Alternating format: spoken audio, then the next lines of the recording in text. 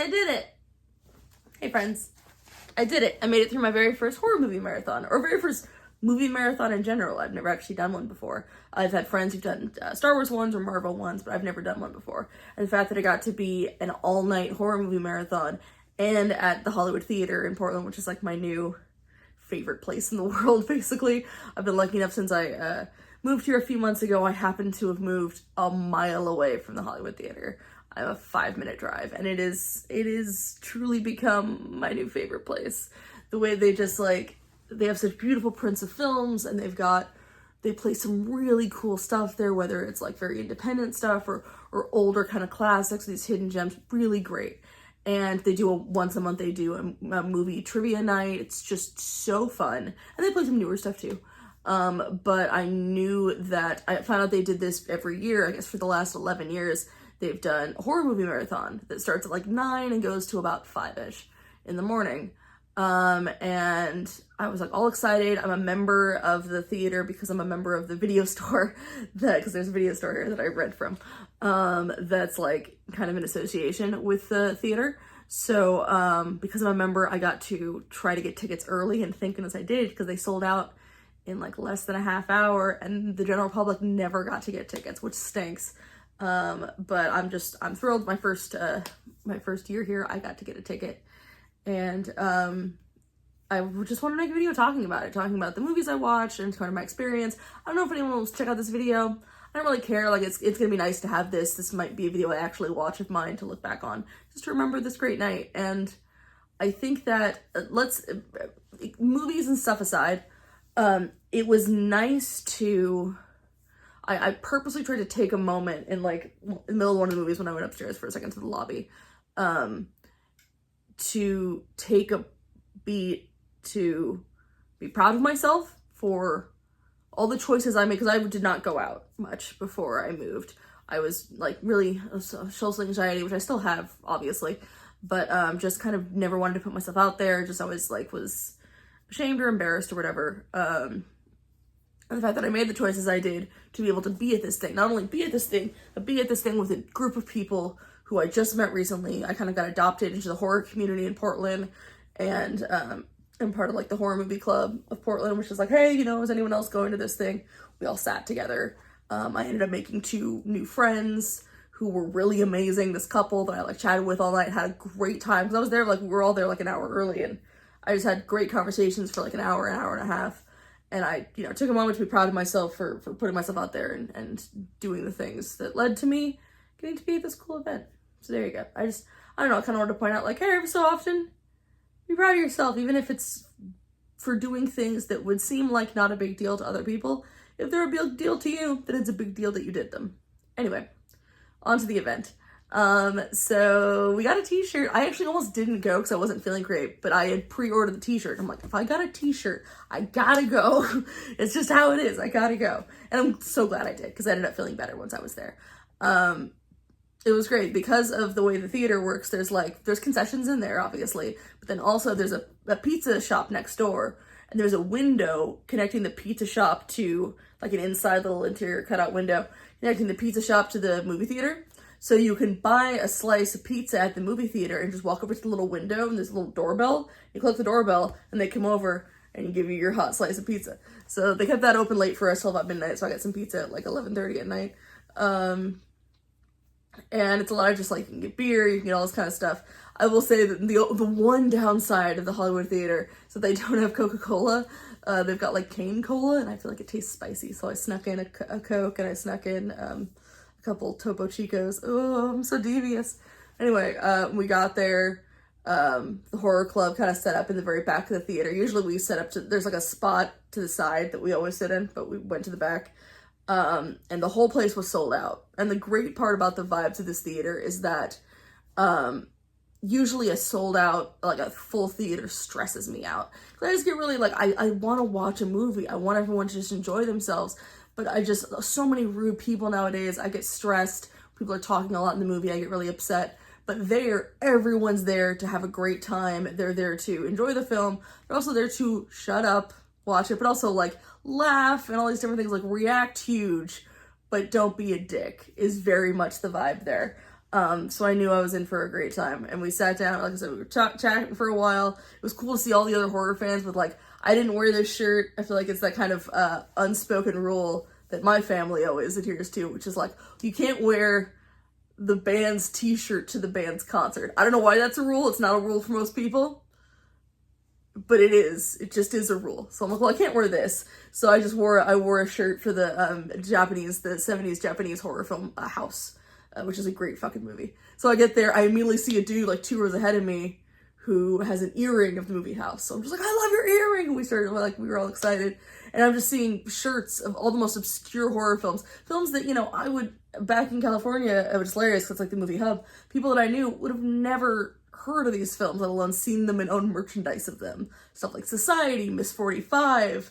There was a shirt someone was wearing of the movie within a movie, Puritan 2 from Maxine. Someone had Psycho Gorman. It was just like so cool, just like, oh, these are my people. These are my good horror people. The one thing was, I believe this is not the case in the past. They would tell you what movies you were going to see. This one, the one thing that was kind of stressing me out about the evening was we didn't know what movies were going to play. I had no idea what was going to play. That was a little scary. So I knew they wouldn't show us anything insane. Like, they'll show gore. I think someone mentioned that in the past they showed Dead Alive. But I knew they weren't going to show us, like, Cannibal Holocaust or something, which I've seen. I don't really want to see again. Something, like, truly depraved they weren't going to show us. They weren't going to show us something insane. But I knew it was probably going to be, like, 70s, 80s, maybe early 90s. And that's it. It could be anything. So I was a little bit like, just please don't make it have bugs in it. That was like my one thing. I'm like, just don't make it bugs. That is my big Achilles heel. Cannot handle. So, I thought at least they're going to tell us the beginning, like maybe the day of, or the beginning. Like, no, we didn't know what the movie was going to be until each one got introduced individually. So that was a little stressful. So finally, the host comes out. They do a fun raffle prize and stuff. There's like a big casket with this skeleton chilling there who held all the little raffle prizes. They were pretty good prizes. I won nothing. That's okay. So first movie out the gate, starting off with a good slasher film, as one should. Classic 80s slasher. We start talking about slashers and summer camps. I'm like, please don't do Friday the 13th. Unpopular opinion, I don't like Friday the 13th. I find it boring. I was partially going, please show Sleepaway Camp, because that movie is fucking nuts. They didn't. Met in the middle. They showed The Burning, which I wrote down what year it was. 1981. 1981's The Burning. I should have remembered that. Which has a baby Jason Alexander in it from Seinfeld, who's like supposed to be kind of like the wacky, I guess, best friend-ish character. It's kind of more an ensemble piece, not really a best friend, like a main character anyway. But he's great in it. Baby Fisher Stevens is in it. It's a pretty fun film. It was great for the opening credits. Like, immediately I knew the vibes were gonna be great, because like Jason Alexander, everyone cheers. Makeup artist Tom Savini, who for those who don't know is an incredibly well-known, very beloved horror effects guy. So his name comes up, everyone cheers in the room because it's fucking Tom Savini, it's horror god. And then it is produced by Miramax. So producer, when Harvey Weinstein's name comes up, everyone just starts booing like crazy. I'm like, yes, good. So you watch The Burning, super fun. I sneak out at one point to get pizza because like I'd seen The Burning before. That was the other thing. I didn't know if it was like gonna all be movies I'd seen before, because I've seen a lot of horror films. So Burning was great. Such a fun way to start the night. It's so silly and just crazy. Movie ends. Between each movie you get a 15-minute kind of break. Everyone can like go grab some stuff. There's some t-shirts out front. I grabbed a different t-shirt for the video store, which was very cool. So second movie. The second movie's happening. I'm still like super in it. I'm like, let's go. I was nervous I was gonna fall asleep. I was so nervous that I was gonna be tired because I've been sleeping kind of okay for once. I like stayed up all night, about all night the night before to try to like get myself ready, but I was petrified because I snore really bad. So I'm like, if I fall asleep in this theater, I'm gonna snore and it's gonna be mortifying and I'll have to move. So thankfully, spoilers, never fell asleep. But I was like super, super ready. He starts talking, the introduction guy, the host starts talking about Jaws. So I'm like, well, he's not going to show Jaws, obviously. That was the other thing, is that they were all going to be, the kind of theme of the night was best of from years past. So we knew there were going to be movies they'd showed in the past, but like no one had been there for all 11 years, and I couldn't find a list of the films they'd done before. The other big thing about this that was special was all of these films there was an actual projectionist, 2 actual projectionists, and all of the films were being projected in 35 millimeter. For those who don't know, films back in the day were shot on film, not digital as they are now, and were shot in 35 millimeter because that was like that was the standard starting in like the 1910s. That became the standard of how to, shoot and then project your films, is using 35 millimeter film. And it's just kind of its thing that no one really does anymore. Every so often, like a Quentin Tarantino will shoot something and do a version of it, like to shoot part of it on film or release it in select places on film. Maxine, that recent film, was shown in 35 in certain places, including the Hollywood Theater. Stuff like that. Does it sometimes, but as for what the difference is and why it's cool to watch it, I think it's kind of a preference of like why some people find value, including myself, find value of certain things being played on vinyl as opposed to CD. Is it going to be the same film? Sure. Is it going to be maybe even clearer on digital? Sure. But it's that kind of depth. For me, it's like the depth of color and stuff like that. It just kind of adds something to it, especially seeing these old kind of horror films. There is something really fun about the kind of crackle of it's the same thing. It's like the crackle of the vinyl, the crackle of the film stock, and like the little kind of imperfections, little hairs on the film. It adds something to it for me and for other film nerds such as myself. And the cool thing was the projectionist had also come and cut in like old school horror trailers before each one that were like the original cut of the trailers, which was really cool, that all kind of were the same sort of subgenre of the film we were about to watch. And they had like the old school our feature presentation. They had a lot of the old school ratings video, like ratings things. So it was like showing a bunch of kitty cats and it's like, this film is rated, and then like the little jaguar or the puma or whatever goes by and says like rated R. A lot of like the old movie cars, really, really fun. So anyway, back to movie 2. He starts talking about Jaws, and I'm like, well, they're not going to show Jaws. And it's like, and after that, they started doing all kinds of other animal attacks to try to, go off of that. I'm like, okay, we could be talking about grizzly, we could be talking about, there's orca, and I'm like, it's like, then they went for smaller animals, and I'm like, and I'm nervous, because I'm like, smaller goes to insects. So I'm like, okay, maybe one of the cat ones? And then he lists cats with that. It's like, and then smaller animals, and I'm like, I guess I'll sit through frogs? There was a movie called Frogs. And then he talks about including, the smallest animals, like Kingdom of the Spiders. And I'm like, do not. Please don't. And he says, so today we're going to be watching Slugs. Slugs, the movie. And everyone cheers. And it's funny because like everyone with me knew that was my biggest fear of like any kind of, bug or slimy, crawly guys. Everyone cheers, and amongst the cheering, you just hear me just go, God damn it, really loud. I've never seen Slugs, and I was just like, fuck. And I was happy it wasn't Squirm, because Squirm is about worms. I knew I definitely couldn't handle Squirm. I definitely couldn't handle the Swarm. I couldn't handle Kingdom of the Spiders. I couldn't handle, like, even The Beyond. I was nervous they're going to play The Beyond, which is an Italian horror film where I know one scene is someone gets eaten by tarantulas. I was like, I'm not a big fan of animal attack movies, but like, at least show like Night of the Lepus. That's a town being attacked by giant bunny rabbits, which mostly, as far as the film goes, is either bunny rabbits covered in ketchup or it's a guy in a bunny suit. It's fucking great. And fucking what's his face? McCoy from Star Trek is in it. It's great. Great fucking movie. Anyway. So I'm pissed, and I'm like, I can't save this movie, and I'm sitting there trying to figure it out, like, I don't want to leave the theater, there's a really nice lobby upstairs, like, it's a really chill kind of, the building was built in, like, the 1910s or something, 1920s, so it was a really cool building, so I'm like, well, there's couches and shit upstairs, I can kind of chill for a bit. It would suck, but I could, so I'm trying to figure it out, and the film starts, and I hit, like, the opening credits, like, all just slugs. I'm like, oh, motherfucker, and I keep kind of covering my eyes.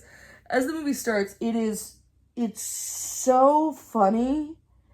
It's so weird. And, like, I can't tell if it's satire or if it's just incompetence or a little of both. It was so hilarious. Like, chunks of people in the film are just, like, dubbed for no reason. They have, like, ADR voices, which is so, like, what the fuck? Because at first, it was, like, the first people I saw, and so I'm like, oh, is it a foreign film they dubbed over? But then, like, other people didn't, and I'm like, okay, what the fuck? And it's like, and then this strange, I don't know if anyone else knows it, and this strange running theme I felt like of being judgmental of those who drink alcohol, because I feel like everyone who drank alcohol drank to excess, and they were then murdered by man-eating slugs, which they were man-eating slugs. And it was so funny. The issue was, I was really nervous about, like, I couldn't handle if I saw, like, any of the slugs on, like, food. I wouldn't be able to deal with that. Thankfully, they were mostly just, like, in the sewers, and then would come up and, like, eat people. Thankfully, when there were shots of just, like, a bunch of them, especially in, like, the sewers, I could just I can detach myself and think, like, oh, it's just, like, because they're not moving, it's just, like, weird little, like, blobs at different spots. That's fine. When they'd show them moving, especially moving on people, couldn't handle it. There was one point where, like, a naked lady falls into a pit of slugs. Hilarious concept. But a lot of the, like, they were all on her, and I had to step out for, like, I think I stepped out for maybe 15 minutes, so I did miss technically 15 minutes of the film.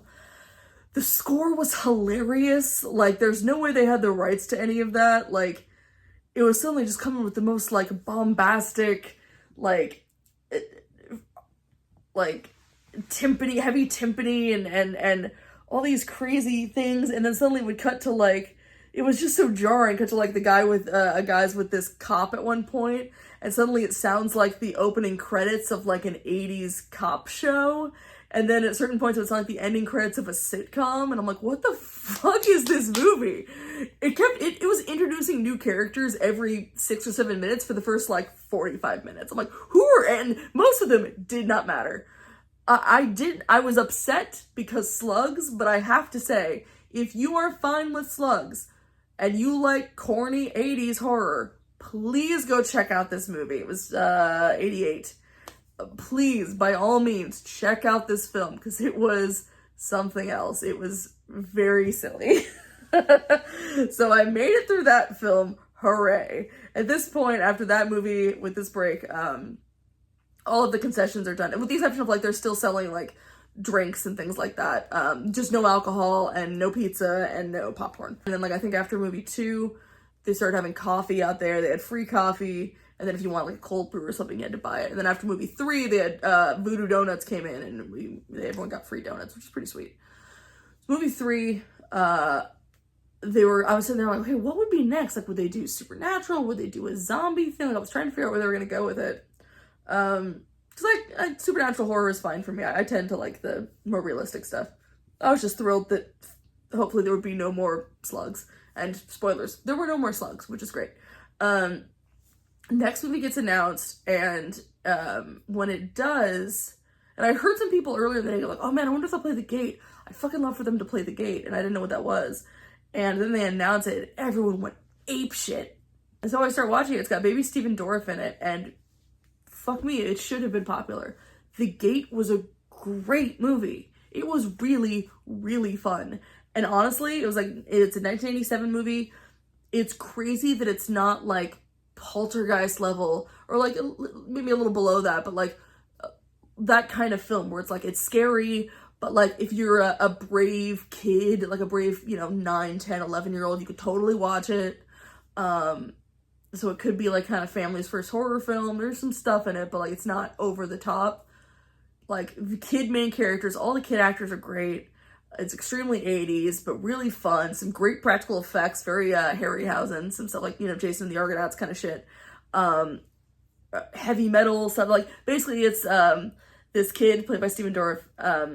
Is a little baby. He's a little baby. The tree house in the back of his house is being, like, the tree connected to the tree house is being removed, and so when they remove the tree, he finds a little geode inside it, and then his buddy is like, oh, if we find more geodes, they're worth like tons of money, we gotta go find them. So his best friend was my favorite character. He looks kind of like a little dweebo kid, but he's like a little heavy metal kid. I loved him. So when digging in their backyard, suddenly like it kind of collapses in this weird tunnel, and they don't know what's up with that. And then basically it turns out that this tunnel leads to, like, it's a gateway to, I guess, technically hell. demons are mentioned, but what it really is, like, it's the old gods. And if they get, like, these sacrifices or something, the old gods will rise and chaos will reign and shit like that. And the friend figures this out by, listening to heavy metal music, who the band, like, sang about this thing, and, like, he plays it backwards to find out the incantation to, like, try to close the gate. And it's also, it's got that, but it's also about, like, the main kid's parents leave for a few days and leave, like, his big sister in charge, which there's this whole thing about, like, you know, the big sister's going out with her friends and, like, going to the mall and kind of ignoring her little brother, and the little brother, like, misses the big sister, and there's that kind of really sweet relationship going of, like, this sort of feeling of a younger sibling sad they're, like, losing their older sibling to kind of be wanting to be cool. I will fully warn, there's also an adorable dog who sadly dies in a pretty traumatic way. And you see the dead dog a few times. It's not great. Spoilers. It's okay. It's a happy ending for the doggo. Yeah, it was a really, really great movie. And definitely one where I'm like, I fully get why, like, a kid in this situation would be terrified. And they had little demon minions, and they were little, and they were claymation, they had little butts. They had little butts, they were so funny looking. Anyway, all that rambling to say, like, it's not gory, it's not like, it's not like a jump scare kind of movie, it's just a fun, kind of like, you know, a fun, scary movie you could totally watch with, like, if you have kids who are, you know, can handle that kind of shit. Such a fun film, highly recommend it. I'm really, and I don't think I would have ever watched it if it hadn't been for this thing. I just, like, I would have looked at it and been like, it's not for me, and I wouldn't have thought to watch it, and I'm so glad that I did, because it was great. Anyway, third movie ends. I'm starting to get kind of tired, but I'm like, well, it's one more movie. I live so close, fuck it, I'll watch the last one. So, last movie's being announced. Like I said, I'm getting kind of tired, so I open up my last Topo Chico, because I sadly don't drink coffee. I wish I did, so I'm just, like, chugging sparkling water, because the fizzies will wake me up. They're going in on Italian horror, which I love Italian horror. It's very, like, 70s, 80s. Italian horror films tend to gear toward a lot of boobs, a lot of gore, a lot of crazy shit. So I'm like, this could be a ton of stuff. And it was also kind of fun to end on this sort of, like, sleazy, crazy note. Was a smart idea. It had a great rise and fall to it. It really did. Of, like, the first film being a classic, the second film just being really silly, the third one being, like, great, and the last one being kind of like just a splatter film, when I thought a really smart choice. But as they're going in, describing it, I'm like, please don't let it be The Beyond, please, because that is a Italian horror film. It wasn't. But it's a movie called Burial Ground, Nights of Terror. Is it Night of Terror or Nights of Terror? How many Nights of Terror were there? Was there just one? Burial Grounds, which I've seen before. Of the films, I had seen half, which was pretty good. Because I was happy that I got to see some movies I haven't seen, even if one involved far more slugs than one would prefer. It gets announced, and I'm like, oh, fuck. Because Burial Ground sucks. It's not a good movie. It's a lot of boobs, and a lot of, which is fine, all for that. A lot of boobs and a lot of really, really, really, really, really slow zombies, and some weird Oedipal shit. Weird Oedipus shit, which is to the point where they have a child. They have a child character who is played by a person who is conservatively, like, 35. And we're all just supposed to be cool thinking that this is a child. And every time they cut to him, the whole audience laugh because it's fucking hilarious looking. It is, like, the great bad dubbing, and I want to stick around because it's so silly, but I also don't want to stick around because it's fucking Burial Ground. So I stuck it out for the first, like, half hour where I was enjoying. I'm like, oh yeah, that's right, this movie is pretty funny. It was fun to watch it with a crowd. But finally it was getting to, like, the zombie attacking, and it's just so slow. And the makeup is so bad. And I was kind of tired, and I just went, fuck it. So I did leave early. In my defense, I would have stayed till the end if it was a movie I hadn't seen before or a movie I enjoyed. But the fact that it was one I've seen before and also think sucks, it kind of gave me permission to leave early. So I won't say I quit, because I didn't quit because I was too tired. I quit because Burial Ground sucks. And there you go. That's just how it is. So this is like a half hour. I don't know if anyone will ever watch this, but I just wanted to make a video to I don't know, memorialize the fact that I went to my first horror movie marathon, went and did something fun out in the new city that I live in, and did not regret doing it. Had so much fun. And also just, I want to encourage people to check out, if they're very privileged enough to have one, check out your local indie theaters, because I'm privileged now to live in a place where there's so many art house theaters and so many indie theaters around here, to the point where, like, now I almost never go to, like, a Regal or a Cinemark unless it's for, you know, a big movie that's just not playing at those little ones. And it's great. It's so fun, and I've gotten to see so many cool things, and will continue to see so many cool things. And yeah, as much as, you know, there are definitely days where I miss California, I lived there my whole life, it's fun to kind of explore what's going on in my new city for the film nerds like myself. Anyway, next thing is going to be another song reaction, of course, but I just want to take this moment to be like, hey, horror, man, it's spooky season, and this was fun as heck. There you go. Thanks so much for maybe watching, guys.